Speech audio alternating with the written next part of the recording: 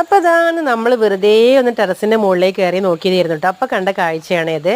നമ്മുടെ വാഴക്കൊല അതാ 2-3 പഴുത്ത് കിടക്കുന്നുണ്ട് കേട്ടോ. 2-3 കിളികളൊക്കെ കൊത്തി പോയിട്ടുണ്ട്.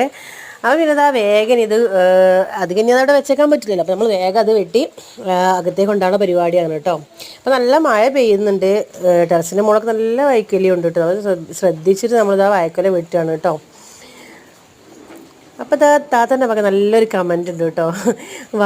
വാഴ വെക്കാൻ ഉമ്മ മാത്രമേ ഉണ്ടാവുള്ളൂ, പക്ഷേ വാഴക്കൊല വെട്ടിയാൽ കൊണ്ടുപോകാൻ ഒരുപാട് ആൾക്കാരുണ്ടാവുന്നു. അത് സത്യമാണ് കേട്ടോ. ഞങ്ങളൊക്കെ ഇതാ മഴൻ്റെ ലീവിന് വേണ്ടി, മഴക്ക് 2 ദിവസം ലീവ് കിട്ടിയല്ലോ, അപ്പോൾ നമ്മൾ വീട്ടിലേക്ക് വന്നതാണ്.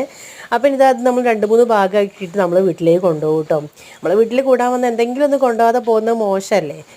അപ്പോൾ അത്രയേ ഉള്ളൂ കേട്ടോ. ഇഷ്ടമായാൽ ലൈക്ക് ചെയ്യുക, കമൻറ്റ് ചെയ്യുക, സബ്സ്ക്രൈബ് ചെയ്യുക. അപ്പോൾ ഓക്കെ, ബൈ.